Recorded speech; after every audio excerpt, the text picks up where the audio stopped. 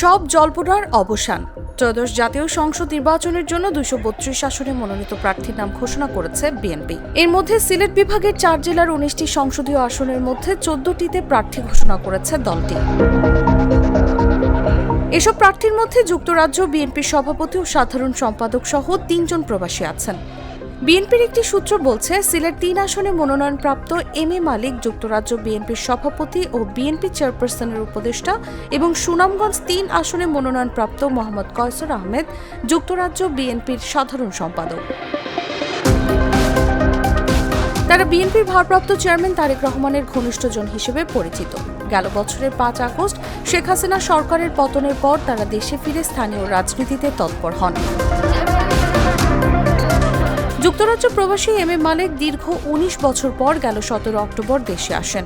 এ সময় তিনি নিজের গ্রামের বাড়ি দক্ষিণ সুরমা উপজেলার তেতলিতে অবস্থান করে নির্বাচনী এলাকার 3 উপজেলায় কিছু সমাবেশে অংশ নিয়ে কিছুদিন পর দেশ ছাড়েন।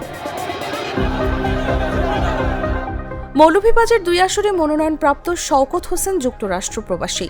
কুলাউড়া উপজেলা বিএনপির সাবেক এই সদস্য আগে অনিয়মিতভাবে দেশে আসতেন। আওয়ামী লীগ সরকারের পতনের পর তিনি এলাকায় আছেন। দলীয় সূত্রে জানা গেছে, গেল 13 সেপ্টেম্বর কুলাউড়া উপজেলা বিএনপির সম্মেলনে সভাপতি পদে প্রতিদ্বন্দ্বিতা করে তিনি পরাজিত হন। এখন এই আসনে স্থানীয় বিএনপির প্রভাবশালী নেতাদের টপকিয়ে শেষ পর্যন্ত মনোনয়ন পান শওকত। এর আগে সোমবার বিকেলে রাজধানীর গুলশানে বিএনপির চেয়ারপারসনের রাজনৈতিক কার্যালয়ে এক সংবাদ সম্মেলনে প্রার্থীদের নাম ঘোষণা করেন দলের মহাসচিব মির্জা ফখরুল ইসলাম আলমগীর। নম্বর 3 মোহাম্মদ কয়সর আহমেদ, 3 মোহাম্মদ আব্দুল বালেক, মৌলভীবাজার 2 শওকত হোসেন শকু। প্রার্থী তালিকায় দেখা যায় সুনামগঞ্জ 2, সুনামগঞ্জ 4, সিলেট 4, সিলেট 5 এবং হবিগঞ্জ 1 আসনে প্রার্থীর নাম ঘোষণা করা হয়নি। এই 5টি আসন ছাড়া বাকি 14টি আসনে প্রার্থীদের নাম ঘোষণা করা হয়। Taslima Tithi, Jago news. Raj Mohammad GK Gour, Habiganj 4, SM Faisal.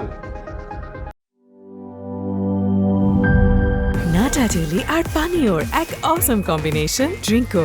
চিল থাকতে চান? ড্রিঙ্কো চাবান।